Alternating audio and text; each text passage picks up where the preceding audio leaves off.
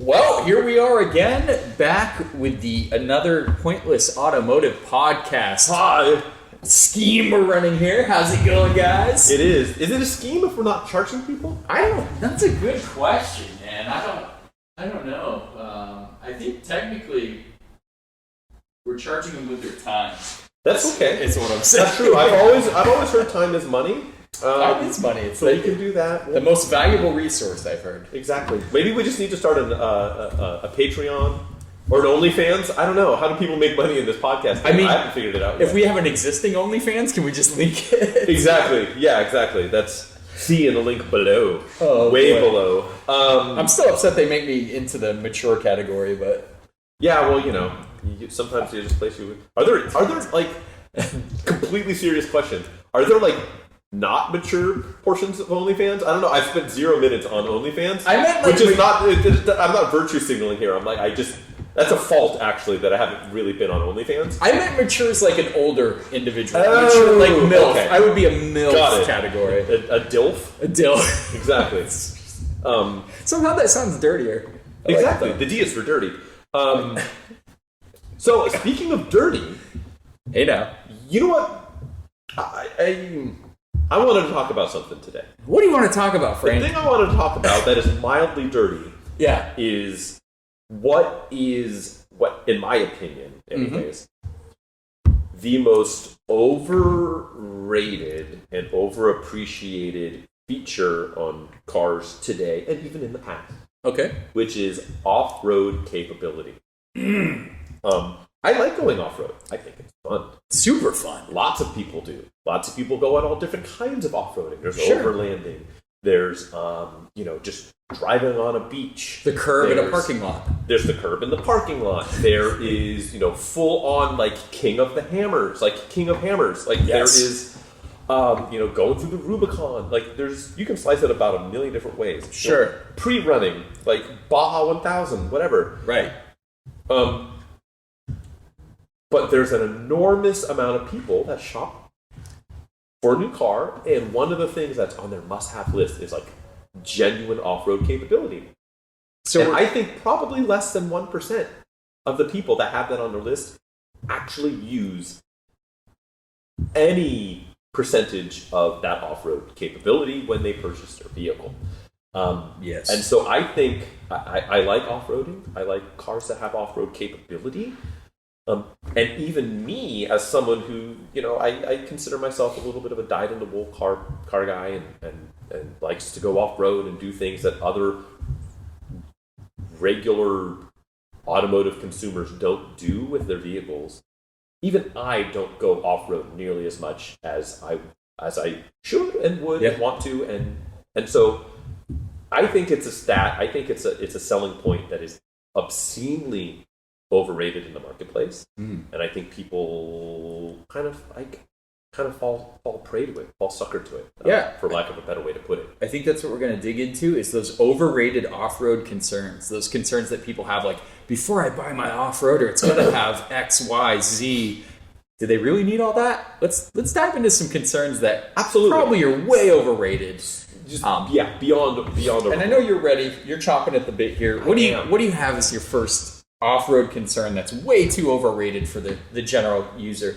So I'm going to back this up with some evidence. Or just back this up. I'm going to back this thing up. It's, who was that? Was that Juvenile? What? Damn, good, who are you playing with? I'm going to back this thing up with, first off, features that people are looking at is breakover angle, departure, approach angles, and stuff like that. And my evidence, so to speak, is over the last handful of years, and I'm going to pull it up. What do you think is I'm just going to say this, a Jeep Wrangler. Sure. Jeep Wrangler excels in those areas. Yeah. The two-door especially, at least when the breakover angle part, but those don't sell anymore. Everyone buys the four-door ones. They look way better. But two-door, that is. In 2000, so I'm just going to say last year, right? Because this year is still selling. Sure. How many Jeep Wranglers do you think sold in North America? Or just U.S. U.S. alone in 2020? I'm sure it's a high figure. I don't have a number, but I guarantee it's higher than it needs to be. 201,000. It's ridiculous. And a Jeep Wrangler off-road, brilliant, perfect. Absolutely. That's what it is designed for. It's what it's been designed for. And full disclosure, the newer ones are much better at doing on-road things than some of the older ones. They've softened the edges. Yeah. Right. Interiors. But it's still it is still like an industry loser in all on-road metrics as far as like how it handles on the road. Yeah. Ingress, egress, getting in and out of it. Sure. Fuel economy. Just noise and harshness and vibration because all the panels are easily removed off of it. NVH for days. Yeah. So, and 201,000 people that 1 year only. Year before that, 2019, 228. 2018, 240,000. It's a Jeep thing, Frank. It is a Jeep thing, and I like Jeeps. I like Jeeps as Jeeps. But the percentage of people are buying them just to drive their, because they feel more comfortable, driving to Tahoe and back in it. Yeah. I think is a misuse of the car. And part of that is those features, like it has the superior approach and departure angles. Okay. I think far less than 1% of those 201,000 people in 2020 that bought them are even going to come close to exercising the superior break-over angle and approach angle and departure angles. Right. Let alone the other features, crawl control or that stuff. And so, I don't know. I just think it's. I'm harking at the point. I'm gonna pass you the baton here. And, that's one specific feature, and I think that the Wrangler is kind of the shining star in that. But I think it has moved over to other segments. Yep. And so, what other features are in some of these other vehicles within the segment that you think are overrated? And that's a good one. I don't think approach angle and egress or ingress angle are even getting in the minds of most of the people buying them, like you said. But let's go with overlifting a vehicle. Sure. Cool lift kit, bro. Way too high. Off-roading, for most off-roading applications, modest lifts. 2 to 4 inches are usually sufficient for just about any obstacle or any kind of trail you're going to go down. 6+ inches can get completely unwieldy. You're talking about being really top-heavy. You're having a lot of suspension travel, which I get it if you're going to do rock crawling. Sure. Very different setup than if you're going to go overlanding or just go down a dirt trail. Or drive on the highway for any extended period of time. These big lifted pickup trucks, it really doesn't benefit you to off-road with an 8-inch lift kit in a lot of these situations. Especially when 6.5 of that inch is body lift. Yeah, exactly. Exactly. Yeah. So I think overlifting is a big thing, and I think I get it. The higher up you feel more commanding, you've got better visibility. There's that kind of stuff. Fair. And you can go over more obstacles, technically, some of them, but I think you lose a lot of that confidence in your vehicle, like handling wise, when you get over that 6-inch lift mark for sure. Yeah, and then especially when you back it up with you skyjack your Ford F-150, and then you put the extreme mud terrain super swamper 38.5s on it. Sure. And then you're driving down the road and you can't hear anything. Obscene tire noise. Right. You can't see anything because you're jacked in the air, and you can't hear anything because your tires are super noisy on the freeway. Right. And even on trails, navigating obstacles is super hard when there's a rock in front of you and you have a 6-inch lift on your pickup. Right. And you don't know how to approach that with rock. Am I off the rock? Am I going to hit it? You need a guide for just about anything you do. So overlifting, man. I'm going to put that out there. It's one of my biggest overrated. They want to be lifted. They overdo it. How about the overlift that's then matched with the chrome deep dish 22-inch wheel? Or they have car with tires. Stretched. Yeah, a street car tire on there, like a 35 series tire. Yeah, exactly. 35 series mud terrain. It's why is that even in production? But it is. Well, it's in production because it sells. People buy it. Well, they're not taking the truck off. You got to put your wheel spacers on it too, so your entire tire is outside of your body of your vehicle. That's right. When you're doing your Carolina squat, you've got the nose pointed at a 45-degree angle, and you're dragging dragging your truck nuts down the interstate. Like, all right, I'm gonna kick it back. That's my overlifting. I think we're both on the same page there. Yeah, it's just the overlift, and one thing is maybe not in the aftermarket, but well, both in the aftermarket and in the when people are looking at buying new vehicles with some off-road chops, is people just worrying about, and it's kind of similar to the angles thing, is just like articulation. I remember being in high school, and every one of my buddies that had any sort of an off-road anything, that was for whatever reason, that was the thing that was like the gold standard. Was like, hey, look at that rock. Let me put one wheel up on it and take a photo of it. Like, ooh, like articulation ramp. Like that was the spec. It's just like I can get 26 inches of articulation. Oh, I can get 31. And just whatever. And is any of that stuff ever getting used? No. But like rock crawling, yes, but your standard off road, no.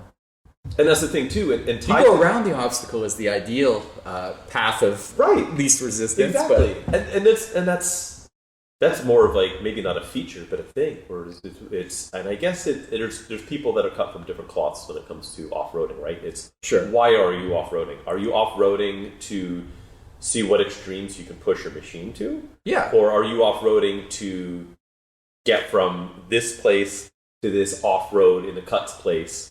And you're there to like look at things and be in nature and see stuff, and get to the top of the mountain and go camping or whatever. Like there's two different people, I suppose, right? Yeah. I'm very much not the push my vehicle to the maximum extreme and try and see like how close I can get to breaking my machine, but not breaking it or breaking it, trail fixing it. Like that's fun, like that's cool. I get the appeal of that, but that's not I'm more just like, hey, I want to get up to this remote spot, chill, and like eat a good sandwich and like you got to know the job the tool is for, right? Like the idea that there's a cookie cutter approach to this is probably not true, but like the fact that you overdo it to do what you're never going to do is kind of crazy. And that's the nail that we're hitting with this hammer.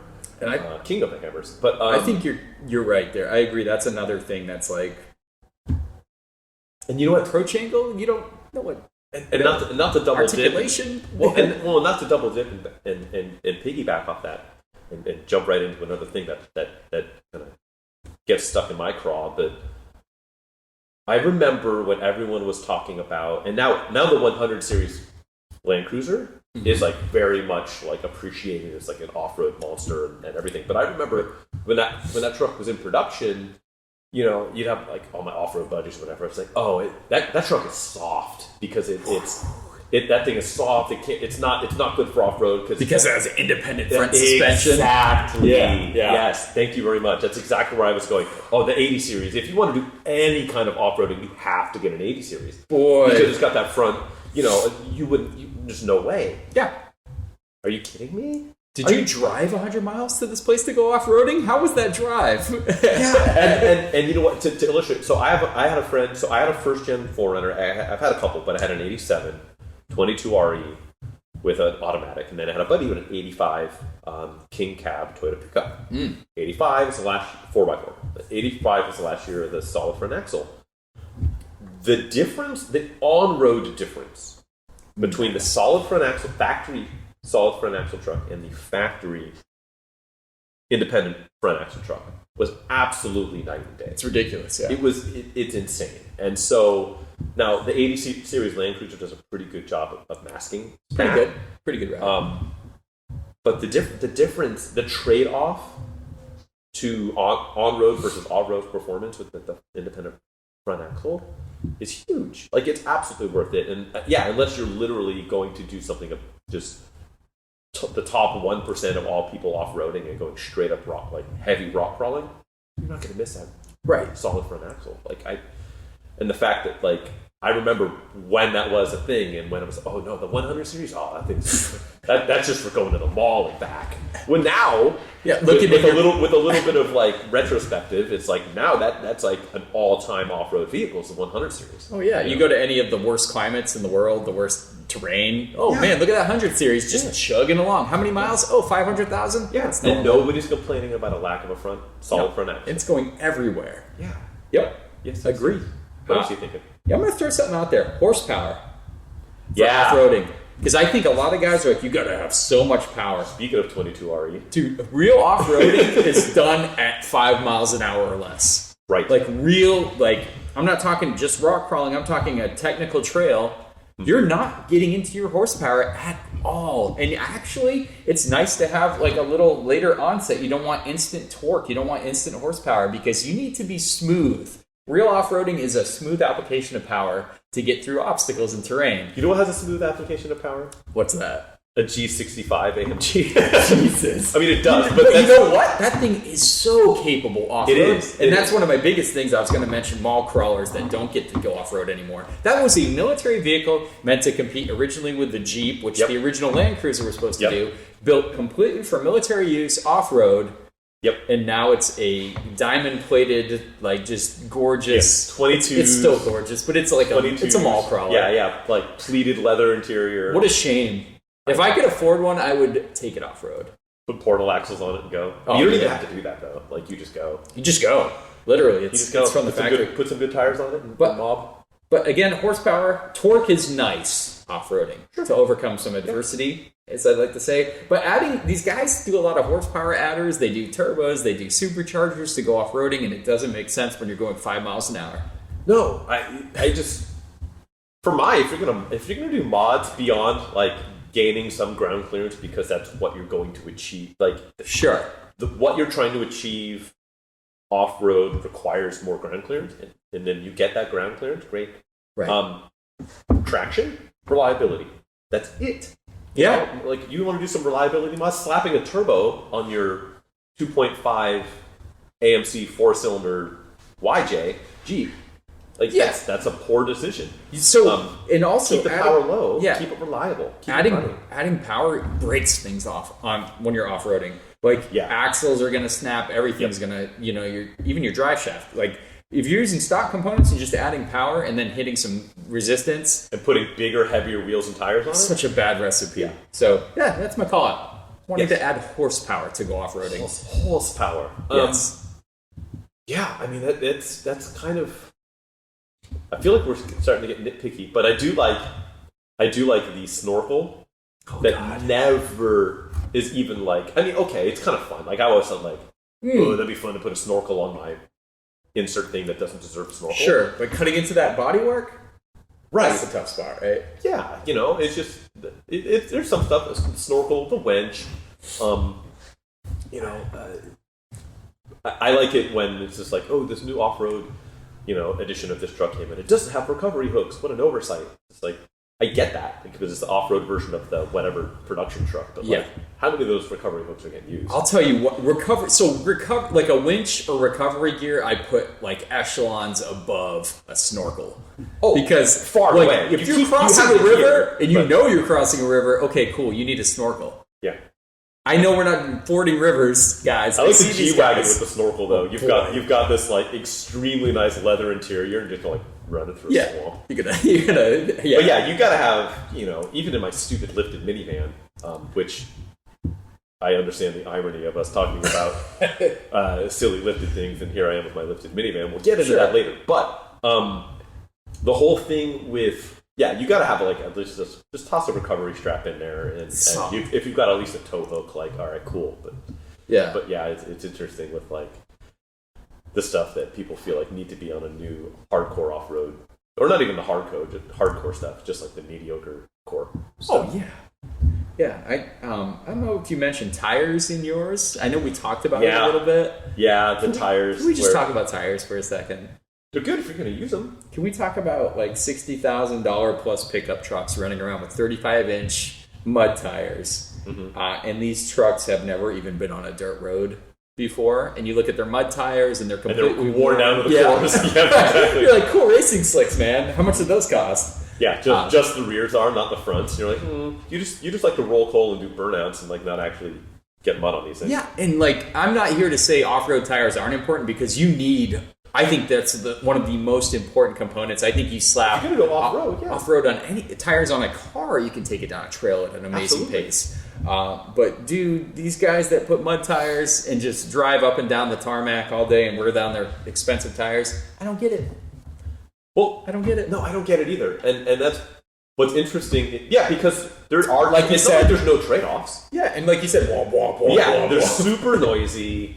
They handle questionably. Not that you're gonna like try and cut up a canyon in one of those trucks, but at the same time, like it's just there are trade-offs. They're far more expensive. And if you want to burn money, you can do that. And that's okay. But I think ultimately it's just like, part of the whole thing too. It's okay. So you can look the part. You can spend your money on all this stuff to never take it off road. And ultimately, that's your call. But it is silly. You can kind of say the same way with like a lot of like the track mods that people do to their cars. Oh, to yeah. a car that will never ever see. They're driving around their neighborhood in bar compounds, and dude. They never want to go to a track. You haven't welded your diff? How are you getting around? Exactly.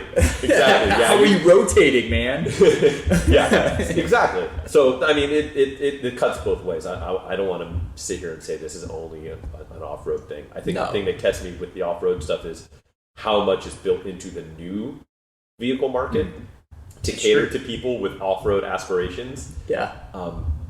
For those vehicles who never come close to seeing anything other than maybe a gravel road or a light fire trail to get to the campground, which is fine. But you can do that in an Outback, and I guarantee they probably sold more Wranglers last year than they sold Outbacks last year.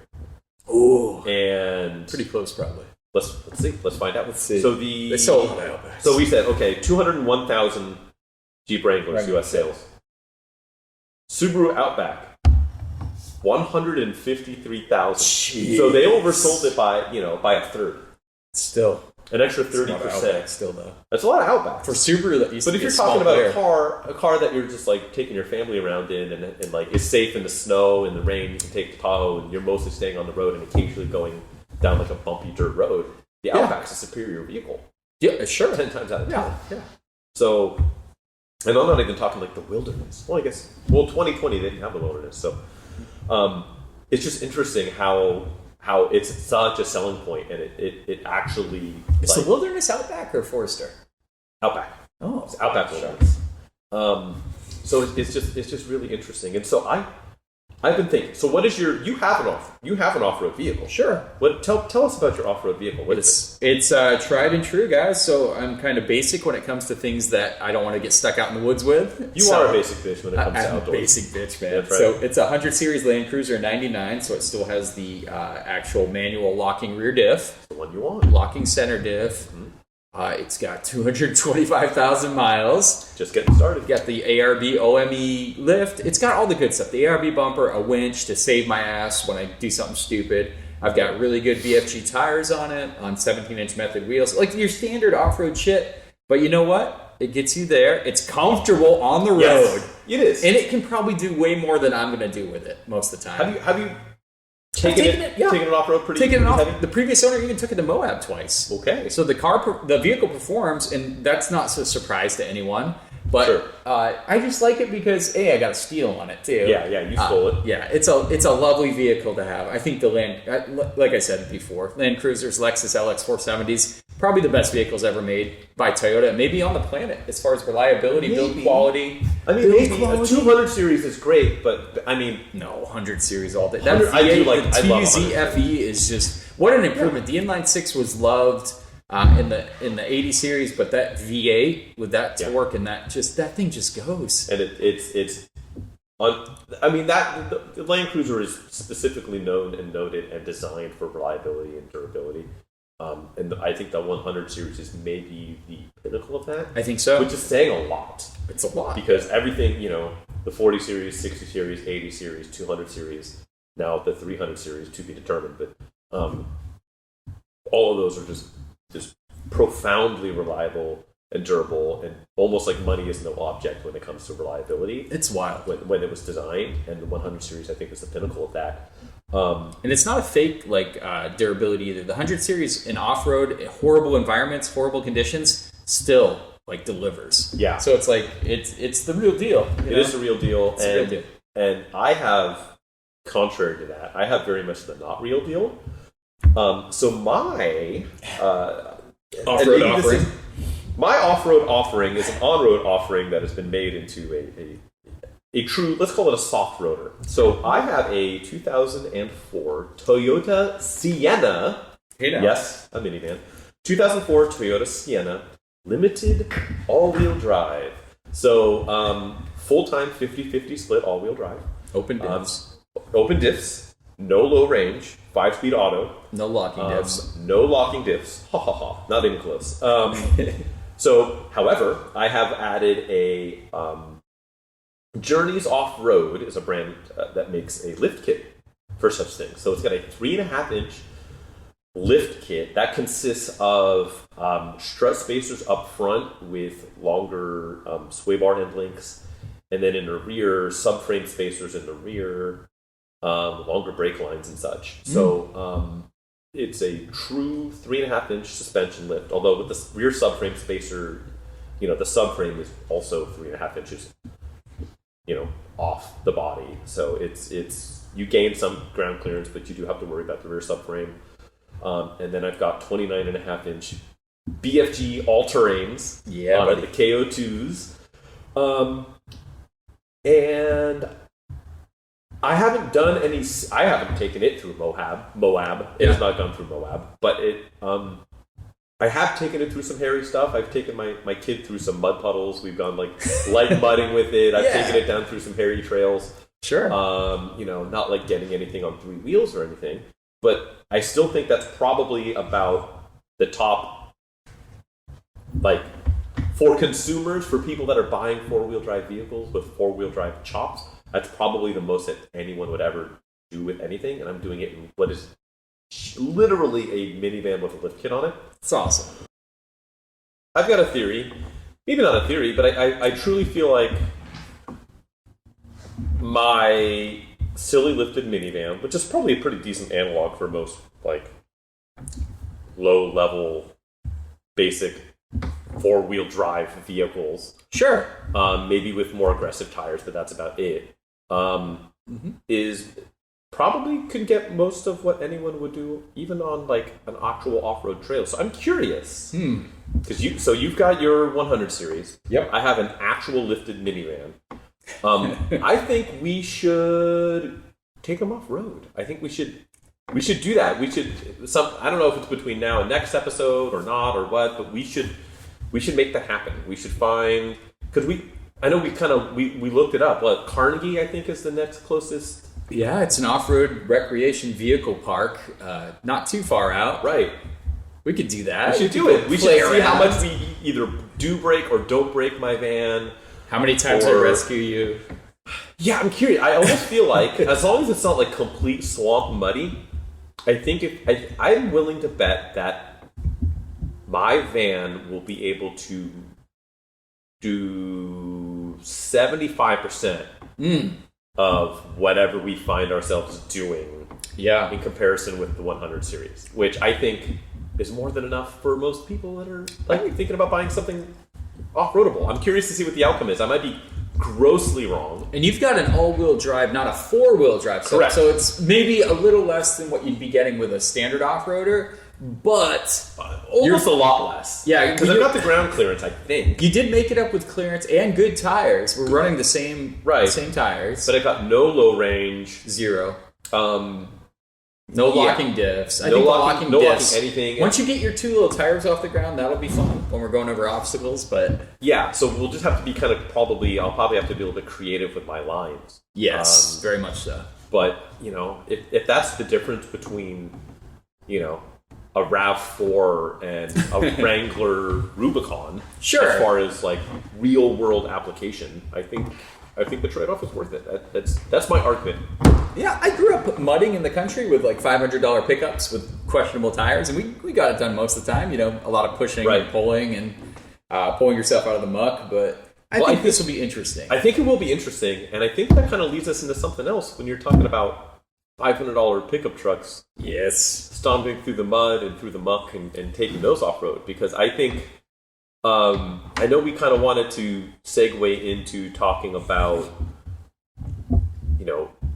what are still affordable, decent, like 4-wheel drive options out there. Believe it or not, folks, to go outside and get dirty, you don't need to buy a Ford Raptor and you don't need to buy a Wrangler Rubicon. There are some affordable and still cool and very capable options out there. Wrangler 392 or the T-Rex? I mean, I wouldn't kick it out of bed. Sure. But I think kind of that's it, is how much fun you can have in the super beater. I think the beater off-roader is the one that you're not afraid to hurt. Is probably the best off-road vehicle, but I think beyond that, there really are some options that you can spend not a ton of coin and get something interesting. There's still some good stuff out there. I'm going to kick this one off. I got a good one. It checks my box for obscurity because they are super rare, but the Daihatsu Rocky. Yes. So you're getting 4x4 action. You're getting a small footprint, so trails are not a problem. That's the other thing. With the bigger vehicles, some of the trails become impassable or more challenging. You can have a soft top, hard top, whatever you want option, and a manual, which is super fun. If you're gonna have a budget off-roader, rock a Manny. I mean, get in there and row through that crap yourself. It's got huge fender flares. They look cool. You can literally land one for $3,000 to $6,000. I mean, that is a very approachable, affordable off-road machine. You definitely can, but I can't imagine. I don't know what the number of sold in North America during its entire run is. It's they're super. So that's the catch is this is a very rare car, vehicle. But if you can source one of these guys, you're getting off-roading for cheap and having a lot of fun doing it. And so those are built in Korea, right? Daihatsu's Korea, I believe. South Korea. It's not Kim Jong. I thought Daihatsu, it's not Kim Jong's Korea. Are you sure? I thought Daihatsu was Japanese. Like the Copen? I don't know. I see. I think Daihatsu, like the Charade, because I think of the Daihatsu Charade, which was the Geo Metro. No, that was the 90s. That's Daewoo, which is definitely North Korea. Wait, or South Korea? No, the Charade was Daihatsu. The Charade is Daihatsu, but and it's not a the Metro. It is a Metro. It's not a Metro. It is a Metro. Oh no! It's a 3-cylinder, buddy. It's a 1-liter 3-cylinder. Charade. I'm telling you, I don't think. Yes, sir. Think the Daihatsu. What was the Daihatsu version called? What was the Daihatsu? The Daihatsu was the Charade. I almost bought one for $700. I'm telling you, like literally 2 weeks ago. A Charade? Yes, it was a Charade. Okay, you're right. Daihatsu is Japanese. I thought Daihatsu was Korean. I'm getting them mixed up with my Daewoo's. The Charade is literally a Geo Metro. Oh boy.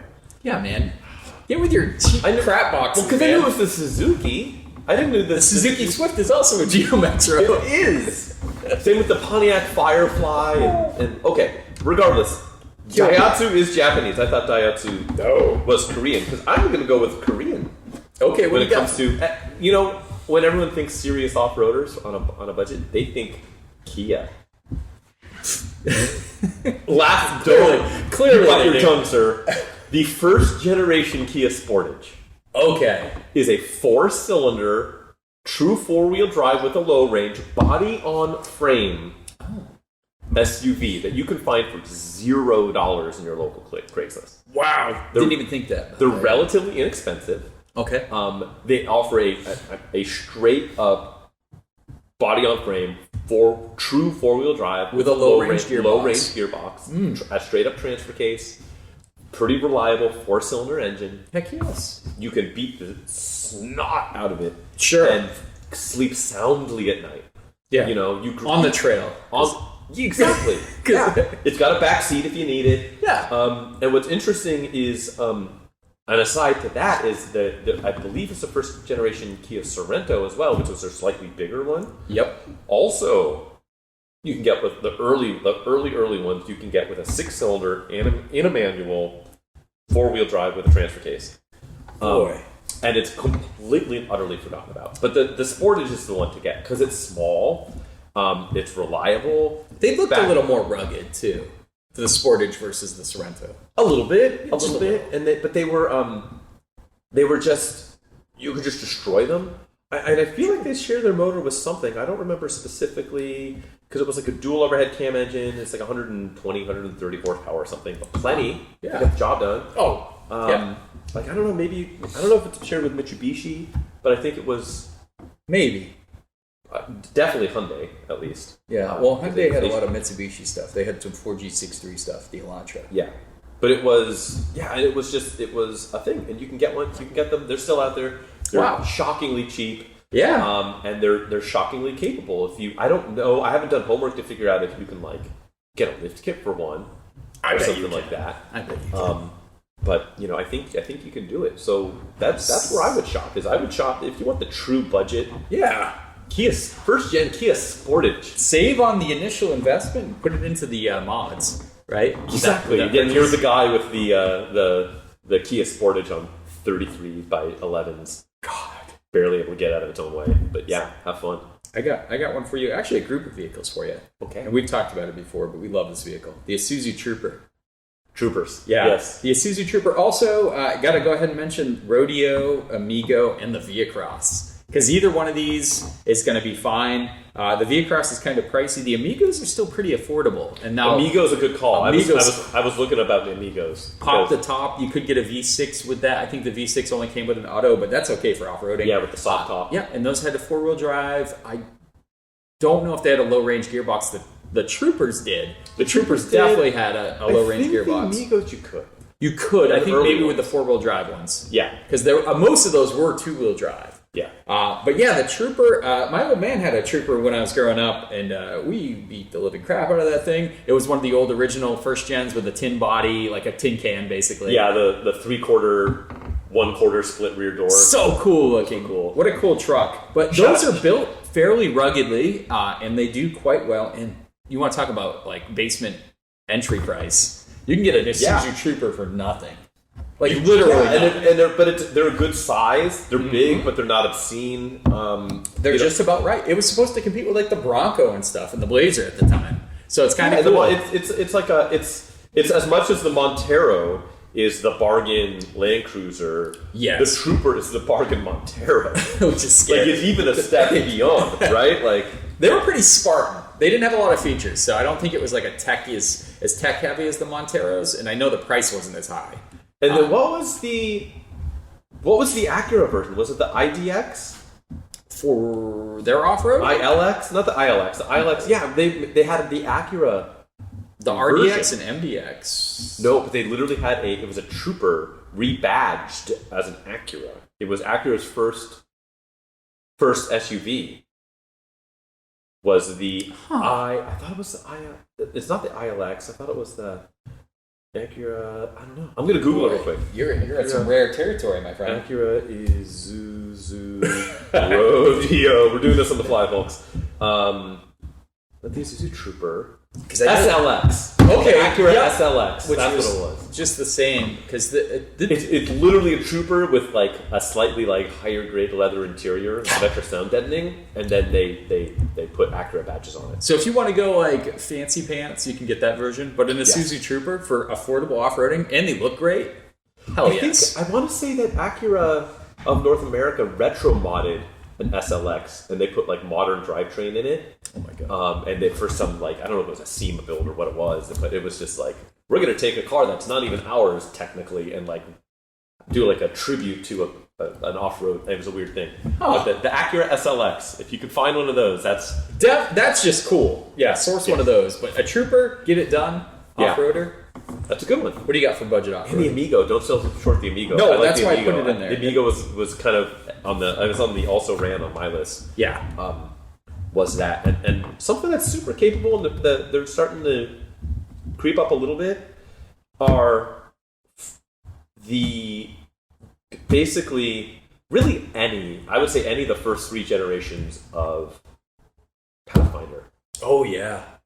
So you had the first gen Pathfinder is it's crept up a little bit, but it's still a 50% discount compared to a first gen 4Runner and second gen 4Runner. And I think the later first gen Pathfinder is a superior vehicle to the second gen 4Runner. And I'm a Toyota guy, and it kind of hurts me to say that. That's tough. But I think it's the boxy look. Okay, of the it 4-door is better. It looks better. Yeah, I think it looks better.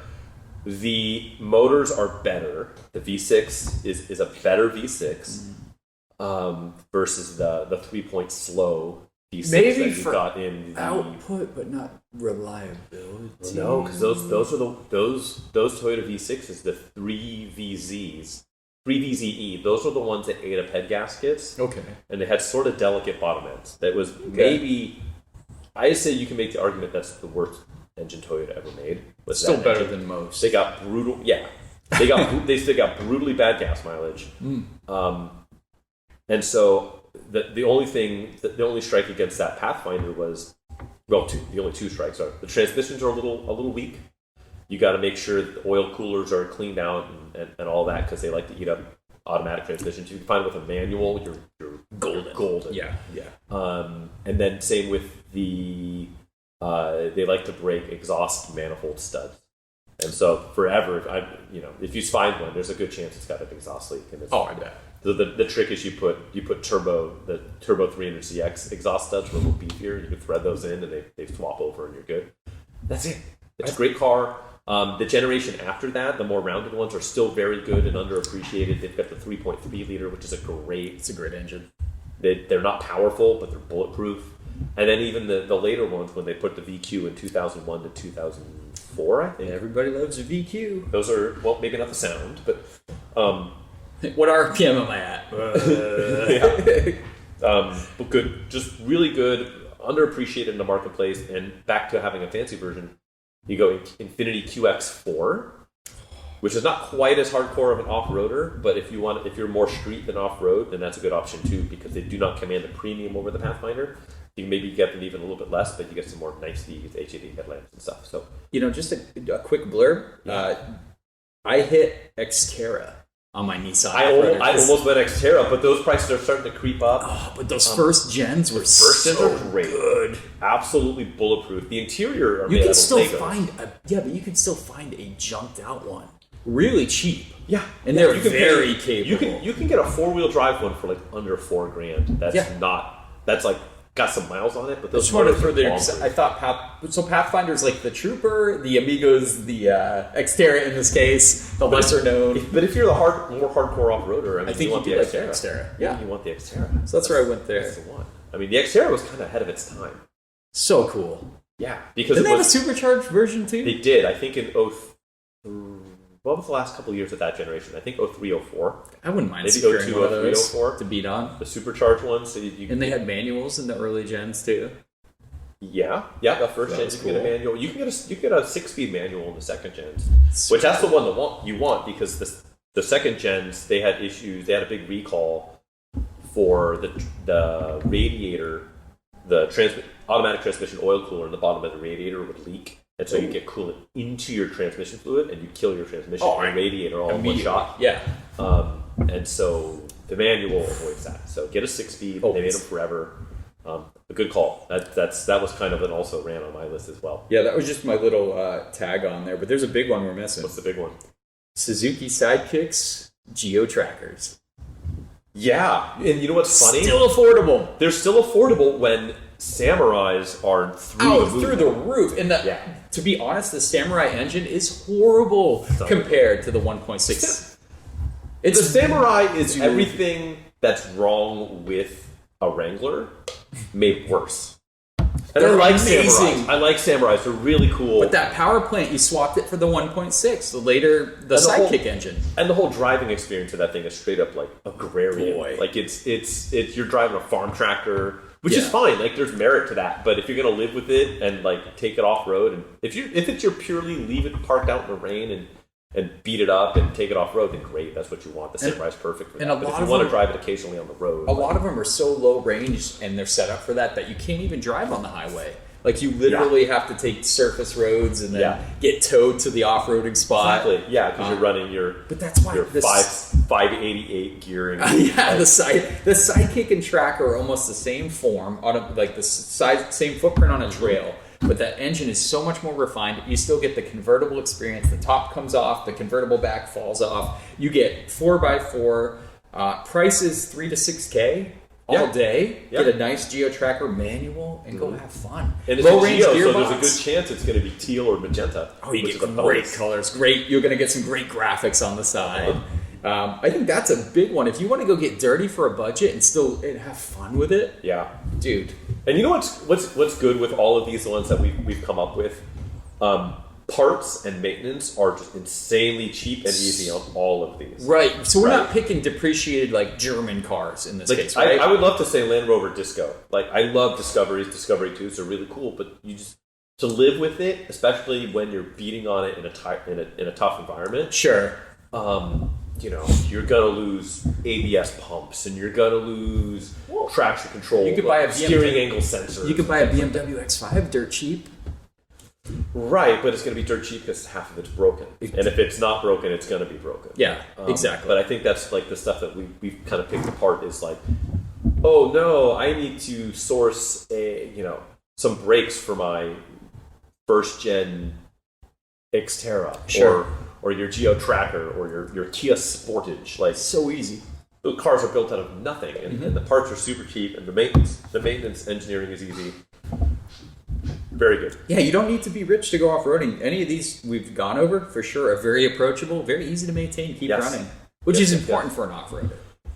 No, it definitely is, because, it's all fun and games until you blow your gearbox out. Like 5 miles into the woods. Yeah, or you blow a head gasket and you can only drive for 15 minutes and then park it for 2 hours. And drive for 15 minutes and park it for 2 hours so you don't end up completely abandoned in the snow. Like exactly. Reliability is a big deal. And being able to keep it reliable by maintaining it at a price point is something that's super important. Do you have any more hidden gems for us, Frank? I mean, not really, because you kind of doubled up over mine with all this Amigo talk. Why didn't we...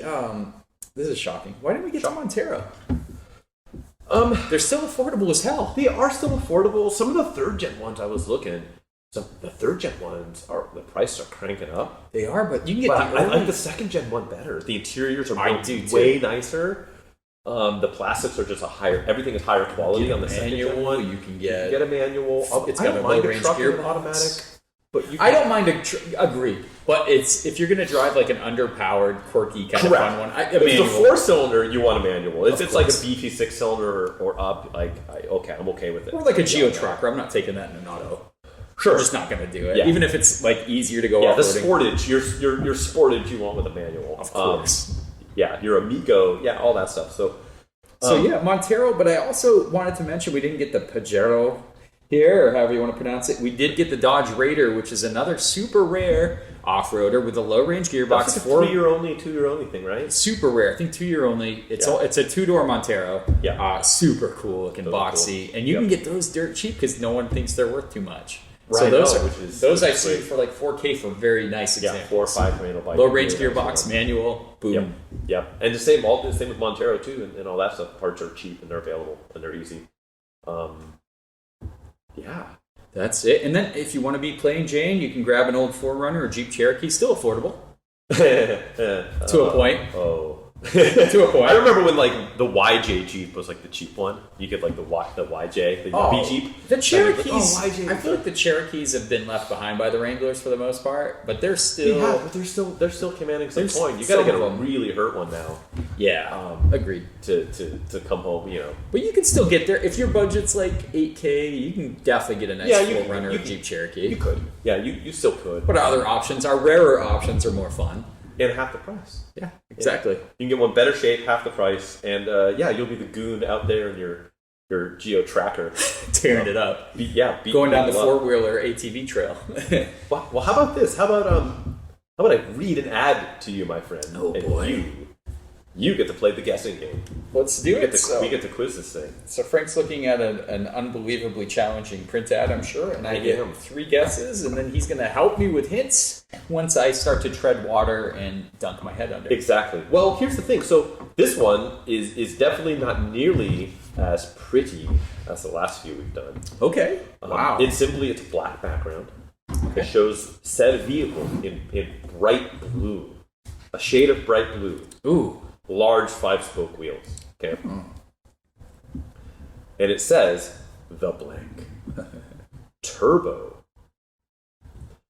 Our new 180 horsepower turbocharged power plant shaves 3.1 seconds off of blank's 0 to 60 time.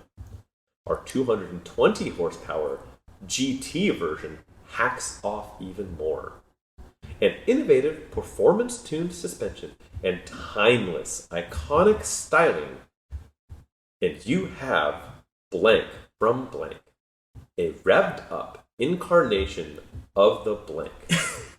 Strategic Visions Total Quality Award winner for compact cars in 2001, 2002, and 2003, parentheses, a tie. The blank starts at $21,865, or as shown, at $25,955. Blank. Customize your life. That's all you're getting, my friend. Jeez, man. That's all you're getting, my friend. I tossed you an IROC and you give me this? So, things I picked up on. So there is a turbo version with 180 ponies. 220 horsepower in the GT variant. We're in 2001, 2002, 2003. Well, it won awards in those years, so it's got to be shortly thereafter. Yeah, it can't be an 80s model being. Yeah, it's got to be shortly after 03. Price point was 21 to 25. Nearly 26 on the one mentioned. Yep.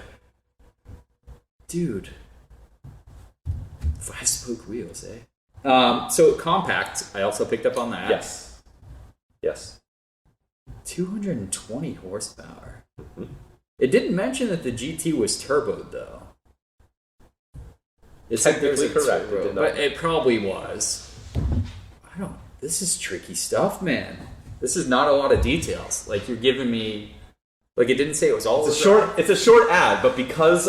I don't want to give it away. Yeah, don't give it away. But because of... It's very challenging. Because of this. I have a price, I have horsepower, and I have the fact that it's compact. And it's turbocharged. It's turboed. You know. And a time period. It doesn't tell if it's front-wheel drive, all-wheel drive, or rear-wheel drive, even though... It does not. I'm kind of feeling like it's front-wheel drive. Could be. I'm getting vibes. Customize your life. That is a weird saying. That's a weird saying. Timeless, iconic styling. Early 2000s. Our new 180 horsepower turbocharged power plant shaves 3.1 seconds off of blank's 0 to 60 time. No mention of jets. It is not jet powered, no. I'm going to get a start here because this is such limited information. I'm going to go with a Saab 9.5. It is not the Saab 9.5. They didn't guess, though. They didn't have a GT. Guess. I don't know if they were using that term instead of aero for some reason in this ad, but... I'm just going to tell you this. This is from a domestic manufacturer. So not a Saab 9.5. That's going to be my hint. My horsepower was pretty close between the aero and the linear. That's right. That had the high pressure and low pressure turbos. So not a 9.5. You're saying domestic manufacturer. Domestic with a turbo? Yes, sir. In the 2000s? In the early 2000s. What the hell was running turbo? Customize your life. It's such a weird period. Price point's cheap, though, so it's a cheaper car. Cheaper car? Starts at $21,865. As shown, $25,955. I mean, that was the same price as a comparable WRX. During that period, right? Yeah. Exactly. Yeah. As price as shown. Yeah, exactly. WRX price. So what was competing with the WRX that was domestic, turbocharged, putting out 220 horsepower? GT. What was turboed and called GT? That's what's getting me. What the hell? Chevy didn't use GT on anything. Except for their Pontiac stuff. Yeah. But Pontiac to get 220 had a supercharger, not a turbo. Unless they're using ProCharger. Why am I blanking, sir? Customize your life. Oh my god. Did I get it? I don't know. Is it a Chrysler product? You gotta make a guess, my friend. Chrysler Pt Cruiser. Our 180 horsepower turbocharged power plant shaves 3.1 seconds off of PT's 0 to 60 time. Yes! That was tough, dude! Holy shit. That was a tough one, and you were nipping it off. I was waiting for you to come to Chrysler, because you were so nipping happy. at all the other... You were just sitting there nibbling at the so other happy. manufacturers. I'm so shocked. Dude, because the GT, that's right, the GT was still turboed, but it had... Well, you had the regular, you had the PT Cruiser Turbo, which was 180 horse. Right. Then you got the GT Cruiser. Which had the same engine. Like it's like a slightly detuned to the SRT4 Neon. Yes, the exact same. But yeah. You got it, my friends. Damn, man. That was a tough one, but That was insane. Yeah. All I had was the horsepower. It didn't even tell the drivetrain. No. And you gave me years and price. That's it. And then the only hit was domestic, which was... Hey, Saab 9.5 was ballpark. I was going to say, that was a good guess. Jeez. I know GT didn't apply, but maybe they're calling the Aero Package GT. I don't know. Yeah, you never know, like in period, like Audi TT kind of fits the same rubric a little bit. True, yeah. Yeah. So yeah, that's truth in advertising. That ad had so little stuff to work with. No, it Very little to work very with. little, but I just felt like at some point we needed to rock the PT Cruiser ad copy. You didn't think I was getting that one, did you? I thought if you were able to I thought you had a shot at it, just because I thought if you were able to work your way through the other manufacturers and found your way over to whatever Chrysler was cooking up. But that was a difficult one, and you guess. Yeah, you alley-ooped it to yourself off the backboard and just dunked it. So. Dude, that was wild. Good one. Well done. Speaking of wild things, angel dust. Have you ever done angel dust? I kind of want to do some more. We should do some PCP. Yeah, let's recall our recent PCP exploits. Okay.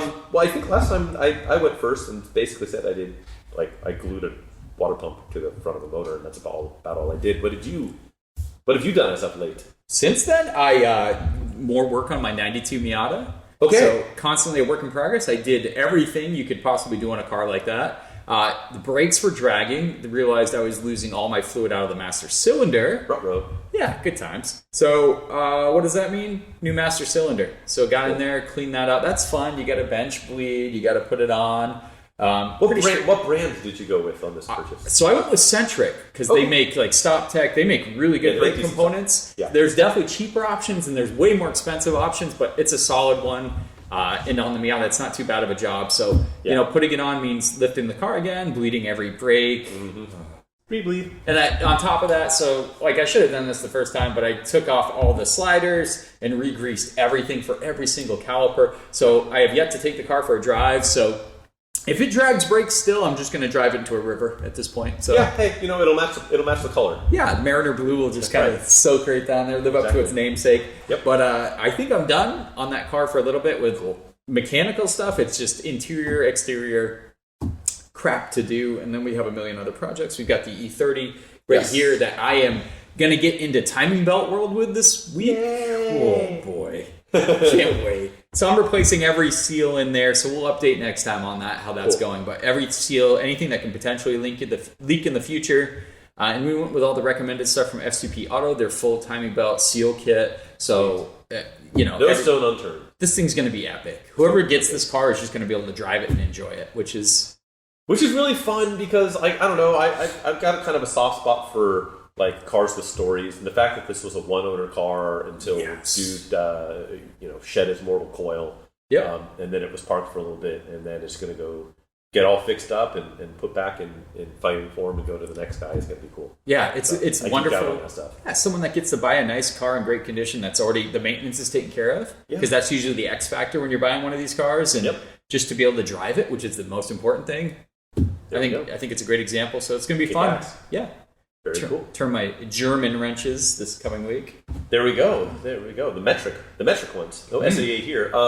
So what I've been up to was I've been starting to do a little bit of a different kind of project. So I have my tiny little Japanese K-van. Yes. And the plan for that is I'm actually converting that into a self-contained 1990s themed photo booth. Epic. So step one in that is I hit up homie Doug DeMiro, who is doing to do a video review of it before I turned it into a photo booth. Because I've done some other videos with him in the past where I brought him cars when he's done video reviews. So I've got kind of an in there. And so I had a conversation with him of saying, hey, tell you what, I got this sweet, ridiculous clown car for you that I'm sure you would love to review. And of course he was like, yes, I would. So my plan was to bring it to him. I was going to take it down to him in San Diego to do his review on it. He ended up locally for the Subaru 2022 WRX launch event. So I brought it to him. I let him do a video review of it. I brought it back, and now I'm rolling up my sleeves to then turn it into full photo booth mode, because he wouldn't have wanted to review it as a photo booth. That's not what he does. He reviews cars, and so I brought him a car. And now that he's done that review video, I now have free range to turn it into a photo booth. So I got all the photo booth guts for it. Awesome. I went to pick and pull. I found a third row seat out of a third gen Montero. Okay. That I think was going to be good for me to have as the bench seat for the photo booth, because I don't want to. It has the original second row seat in it that's in really good shape, and I don't want to kill it by like running it through photo booth duty. So I'm going to get this third row seat, get it reupholstered in like 1990s like splash graphic like bus fabric. Oh heck yeah. And put that in the back. So I've got the seat now. I'm ordering the fabric. I've got like a backdrop to shoot, like a laser pew pew pew, like laser backdrop from the 90s. It's going to be the backdrop behind the bench. And so I'm starting to dig into that. So I'm hoping by early January it'll be like fully ready to go. Nice. And then I can start doing some photo work and video work of it to build the website. And then once the website is built and everything and it's fully branded, then Doug will launch his video and pump the photo booth brand at the beginning of his video, which will be a cool extra 500,000 plus eyeballs. At least my photo booth brand. So that's what I've been doing. It's a little bit of a different kind of project car, because it's ultimately it's going to be a car, but it's going to be a photo booth. Right.